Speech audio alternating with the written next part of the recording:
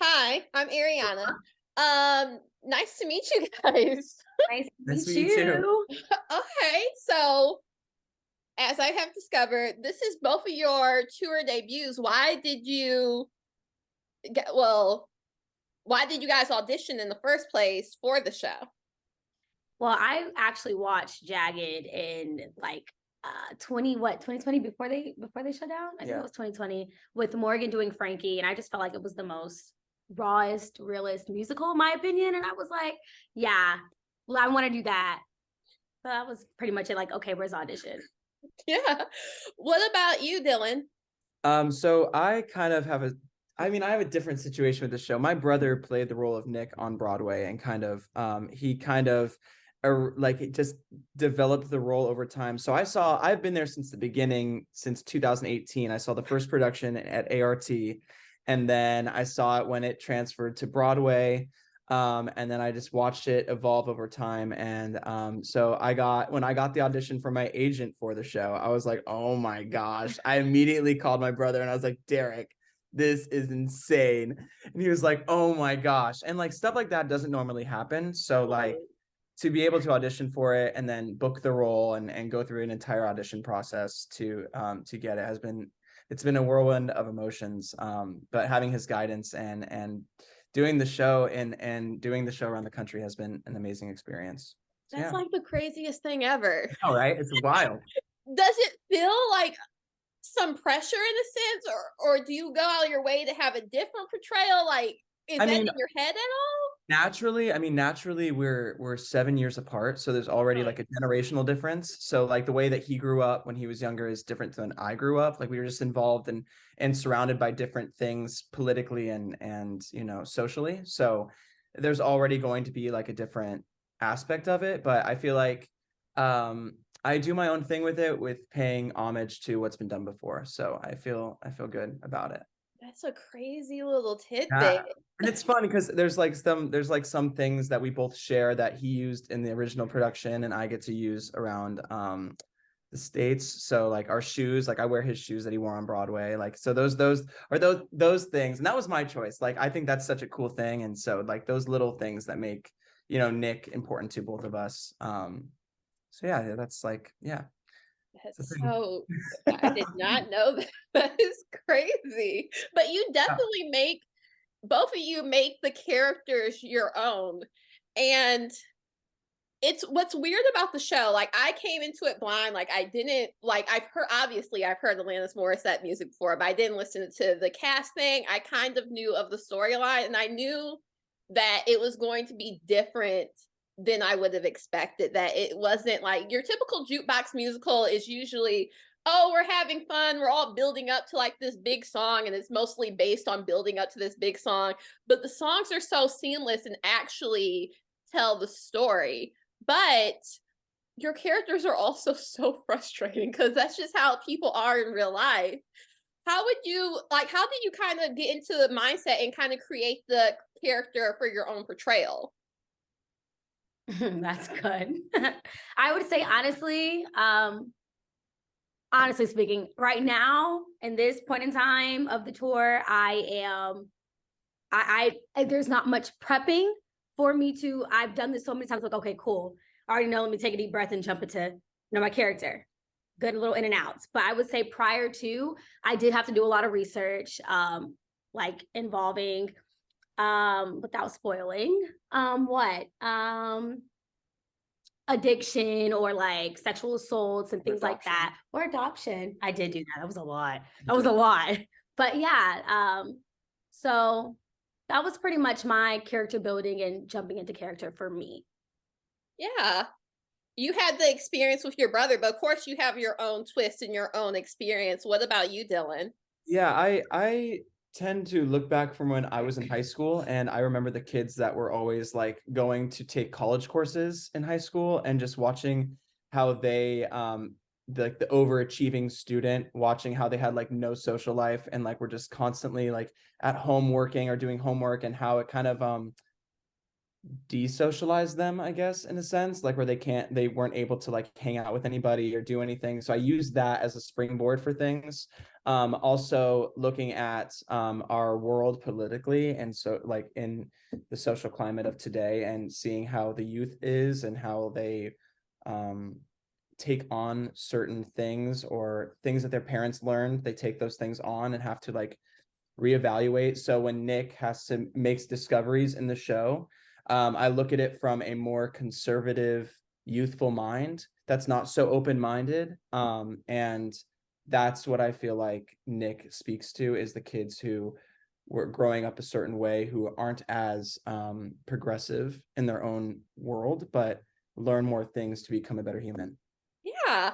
What's beautiful about musicals, I feel like a lot of times any person of any race could play any character. However, with this show, race is such an important part, and like it has to be cast in the way that it is, because it's very much an essential part of the story. And one of my favorite parts that doesn't give that much away, because I feel like it shouldn't. Oh, hi, Jade. I am having the day from hell. I'm so sorry. Don't worry about it. Don't worry about it. We'll loop you in a second. But I was asking Lauren about race in the show, how not it's not the elephant in the room because it's called out. What is it like for you as a Black woman to be able to portray that and have those necessary, as it's even said in the show, uncomfortable portrayals, and how everything would be different if Frankie wasn't Black and didn't have this experience in this very white town? I think you're absolutely right. I feel like if Frankie was not Black, it would be a whole different story, a whole different plot. Although it is uncomfortable, I'm very much Lauren as a person, as well as Frankie, very much outspoken, very much, it may be uncomfortable, we're going to talk about it. So I just feel like for our particular audience, which so happens to be older white people, I think this is a conversation that needs to be, kind of shut up and sit down and take this and had across America, in my opinion. But yeah. Yeah. Jade, I was asking them before about how they kind of came into the roles and why they auditioned. First, I have a question I asked them, but you're better catered to this question. We didn't answer. Actually, we didn't answer. We didn't answer this question, Jade. Sorry, we didn't answer it. Yeah, because you're actually portraying this person. I know there is controversy in like the original Broadway production. What are Joe's pronouns, if you don't mind me asking? Absolutely. So my iteration of Joe, I came into this as a non-binary person. After Maggie McKenna, who's also non-binary, did this on in Australia. And Joe in the show, there's she, her pronouns are used for Joe. And the conversation that was had between me and Diane, and I think who is our fabulous director, if that hasn't been mentioned already, is that Joe is likely not out in this teeny tiny town. Maybe to Frankie, probably not. So even though she, her pronouns are used throughout the show, I tend to refer to Joe as they, them, because a year later, when the show kind of wraps up and everything is we get to see these characters and how they've evolved over the course of this year unseen. Joe comes out changed for sure. There's very drastic, wardrobe change, energy change. And I think by that point they have a girlfriend and they're more likely out. They're using they, them pronouns a little more comfortably. But that's such, it's a challenging journey. I think when I was coming out, like the first person I asked to use they, them pronouns was my partner. And I didn't go on to then put that in my Instagram bio or be very public about that for months and months and months. So it's, it really is, it's a privilege that we get to see that journey. Is it reflected in the script the way that maybe some people want it to be? No, but I think we need to grant grace. We need to know that like there is no final destination for anybody in this story, least of all Joe. Yeah, especially Joe. There's one point, and it's a funny line, but I think it also is a bit revealing how it's like, do not call me Joanna. I'm not this fabric store. That I feel like it's obviously it's wasn't a great day for Joe when this is happening. But it's just like, leave me the F alone. Like, I told you my name is Joe. Why are you calling me Joanna? It's really not that deep. And for you to have this mindset of going out of your way to call me Joanna when no one does. Yeah, it's like, it's this moment of you see this character get dead named, and that is one of the very tangible moments in our script where we do show that, like, Joe is not cis. Joe is not this like straight cis person. They are on a journey. They're figuring it, as the line beautifully says in the end of the show. You know, Frankie says, like, how are things with you? And Joe says, I'm figuring it out. Mm-hmm. Yeah. It was such a crazy, powerful show, but it was also, to me, subtler than I thought it was going to be, because it was very much kind of a slice of life, honestly, for these days and times. Like, as the doctor says, like, what does a drug addict look like? You wouldn't expect this person, and the signs aren't as obvious. Like, it's not like, I feel like a lot of times when people think of drug addicts, and especially like in plays when things are over the top, like you're kind of expecting like needles everywhere and all of this, but it's very much a subtle destruction that MJ is going through. But another question for you guys is, I was talking to them earlier, a lot of your characters are really unlikable. Honestly, I only root for Joe, to be honest. Yeah. Oh. Because Frankie's mean. Frankie's mean. And Frankie knew they were in a committed relationship. I'm being honest. Go for it. Frank, to my I'm like, you guys, you didn't know they were in a committed relationship, yet there's pictures of you everywhere while you're doing these other things. Like, but the thing is that it is such a like quintessential queer experience of when you are growing up and you know, having these strange friends with benefits relationships where it's like you are closeted and you're not super open about it, where it's like, yeah, we're just girls just make out sometimes, and yeah. that's not, I'm like, that's not what this is. No. And it does show what's, I think, beautiful about Frankie in this story. For every single character is like, for better or for worse, she forces people to confront things. Yes. Especially Joe. Like, yes. Especially MJ and especially Joe. And even though it's hard, you know, and it's tough, it's so necessary. Yes. And it's nice for them to be unlikable, because that just shows a really great portrayal. Like, Nick, I'm just like, you knew better, Nick. Like, how could you just watch that? And then MJ is like, what, you forgot she was a human being? Like, you had to catch up to that moment. Like, how do you, as people who are obviously watching it and playing this, grapple with their really just frustrating decision? And is that kind of even exciting to be able to kind of play the quote unquote not perfect character? That was a really good question. I think it goes to what I said before. Like, I remember who I'm doing it for, and I remember with the specific circumstances of what Nick goes through, like what I want to achieve with the audience by portraying that. Because yeah, he makes a huge mistake.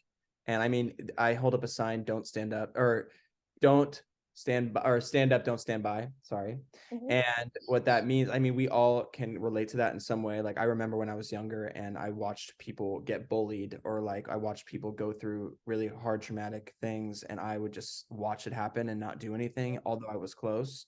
And I mean, it's something that we all learn as people as we mature and grow up. And like, it just turns out that circumstance for Nick was watching his best friend, you know, go through this really deep act and not being there for them, and kind of changing his whole world. And so it kind of goes back to what I was saying before about showcasing that side of youth that really that's not fully progressive, or grew up in a household where like things were wrong, or things weren't, like, you couldn't do everything you wanted. And so and you couldn't always do the right thing, even if you wanted to, because it always has consequences with your own life, and you put yourself first before others. And like, I feel like that's like the bad thing that he does, is he, instead of putting his others first, or putting the health of others first, he chooses to neglect that. So yeah. But yeah, it is hard doing that, and you know, living with watching that every day on stage, and like having to watch that on stage, what happens at the end of act 2, you know what I mean? Like watching the act actually happen, and like watching that every night. I mean, we do these, we deal with these topics every day, so it's like we get really, I mean, at least for me, I sometimes feel like I'm desensitized to the topics just because we do them so many times. But then like some days it'll hit you when you watch it and you're like, oh my God, I can't believe like this is what we're actually talking about. Like, and then it hits you and you're like, whoa. But yeah, I don't know if anyone else. No, that was great for me. Yeah. Well, Frankie, I feel like it's so relatable, and not for me particular with her cross-racial adoption, but the whole idea, I feel like Frankie is frustrating, and it's frustrating because she's relatable because she just wants to be seen by anyone. Phoenix sees her a little bit. Oh, I'm really invested in Phoenix. Joe sees me a little bit. Oh, I'm very invested in Joe. But I don't feel like Frankie has gotten a chance to actually see herself. And that's why she is just very young and not really hasn't gotten a chance to really explore, because while her family says, oh, I don't see color, we all know when people say that, oh, I'm just assuming everyone's white, and I'm just assuming that you're white too, that it's just like, it's important to definitely see that. But the music obviously is such an important part of the show. And Jade, we were talking about earlier how it's weaved into the story. It's not like your typical jukebox musical where we're like building up to a song and we're just all excited about that. It all makes sense to the story. What is your guys' favorite song from the musical and Alanis Morissette in general? Oh, I know my favorite. I don't even know what I'm thinking. My favorite's Forgiven. Forgiven. That's me. Yeah. What about you, Jade? Chanel literally sings Forgiven with Heidi backstage every single day. I do. Full on. Yeah, it's my number. It's my favorite part of the show, honestly. Not anything else. Just listening to Chanel sing Forgiven with Heidi is a treat. Anyway, my favorite, I think, is All I Really Want, from the album and from the show. It's so iconic. Mine is That I Would Be Good. I think that song is really good, and the way that it's orchestrated in the show, I think, is lovely. Yeah, and you guys all sound really great on it, and I get to listen to it every night. It's so nice. I love it. Yeah, mine are ironic because I also think it's funny how she's doing this in the class and everyone's just like, no, like you're not getting it. And you all to know, because I feel like Joe's journey is, at first Joe looks really kind of like, at least how I interpret it, like very like, okay, I'm kind of in shock at this point. And then the song builds up and it's just like, you know what, I'm actually mad, and I have the right to be mad, and I have the right to actually feel things. And I feel like Joe often doesn't get a chance to do that, for sure. You guys mentioned the signs in the show, which I think are so powerful and really an essential part. Do you guys have like a favorite sign that stands out to you that is a part of the show?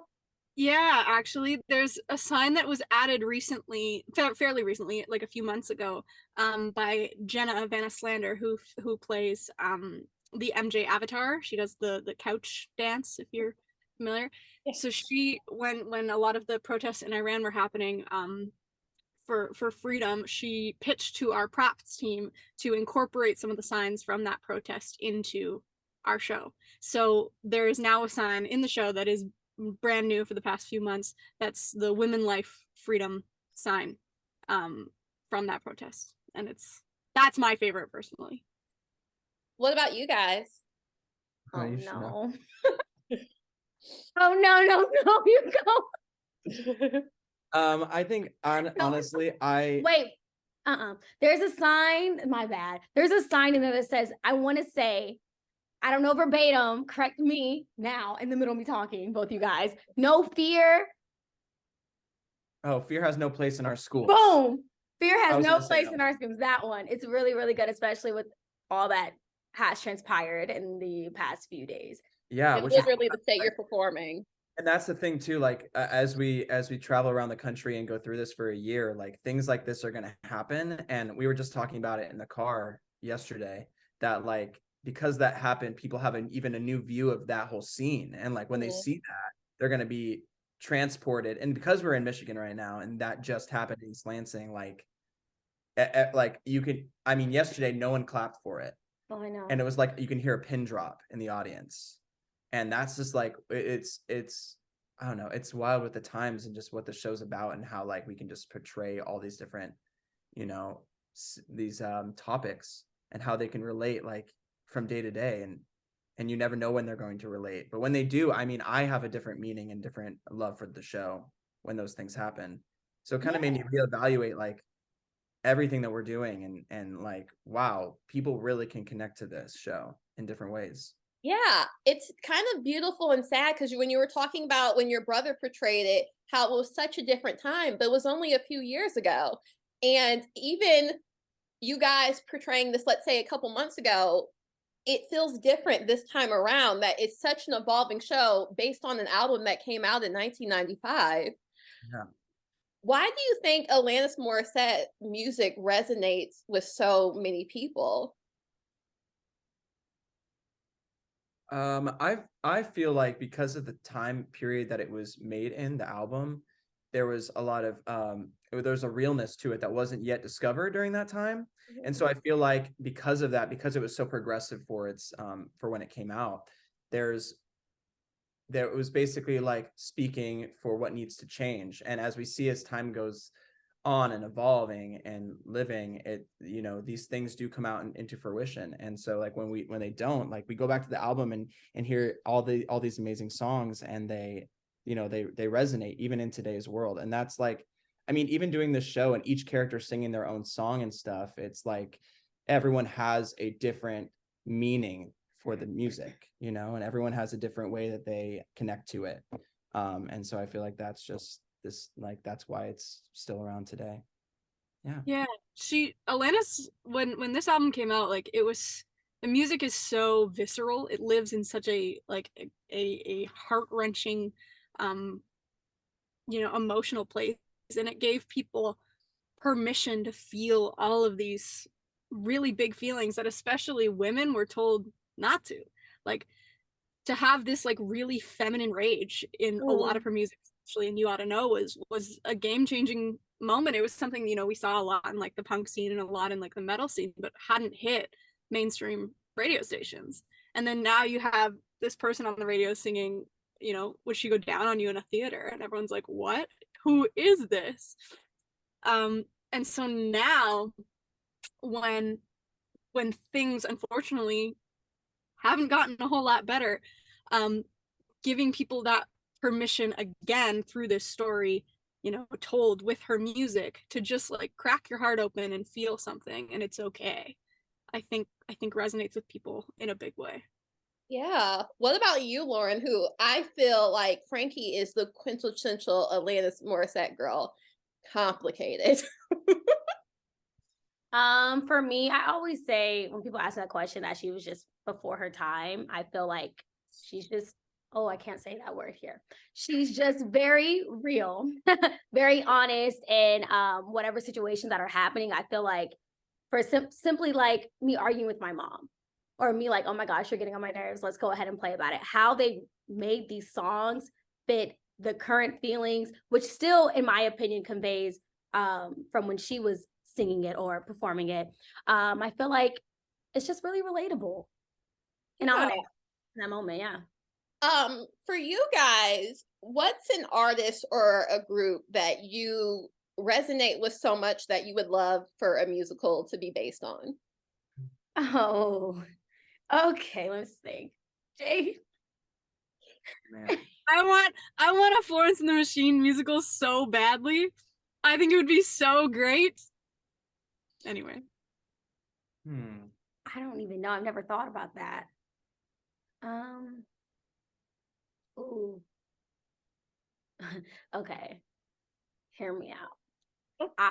It's really random of me. It's gonna be random. But I feel like a musical with a good Carrie Underwood music That's not bad. No, That's what? not bad. That's Yeah. great. Yeah. Perfect. I think that would be cool. Who's performing before he cheats? Is anyone calling that out? That like they're yeah. It can't be me. I don't know. I mean, I don't know. It has to be a bomb person, a killer person. Yeah. What about you, Dillon? I don't know. I'm trying to think. You know what? I really love Journey. I love that band. Ooh. I know it's old, but like there are so many iconic songs in their repertoire that I've always connected to, like Don't Stop Believing, Open Arms, all these songs, or even just like taking an 80s genre of music and just like putting it into a more contemporary storyline would be cool. I don't know. I have a lot of like artists. Like Sam Smith popped in my head for some reason. Bruno Mars popped in my head for some reason. I don't need a Bruno Mars one. I don't know. I was thinking of everything that I listened to, and like, I don't know. I would want to see like a really cool experience with some killer music. I would also pay good money to see Chanel live her real Beyonce dreams in a Beyonce musical, because it's like every day I hear it, and it's like an unprodigal daughter. It's like I gave Beyonce today. Oh, every time I think of that, I think of Mike, a handheld mic. We had a situation where my mic broke and they ran on stage me a handheld mic for All I Really Want. So that was kind of my Beyonce moment. Oh, cute. I could see it. I definitely could see it. Yeah. Do you guys have any tour essentials that, because I know that you guys can, I think it's like only 2 suitcases you can bring. Like what's like that you have to have, like literally you can't live without?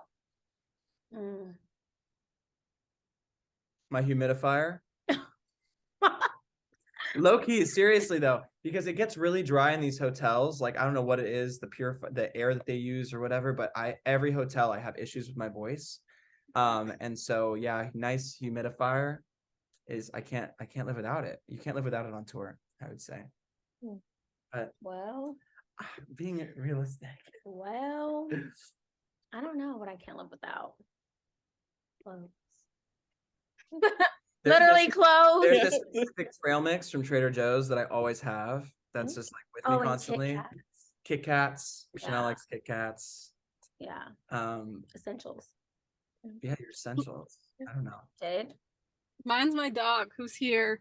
And the reason for my tardiness. So sorry. Blame him. He's cute. You can't get too mad. Is he okay? He's fine. Just he's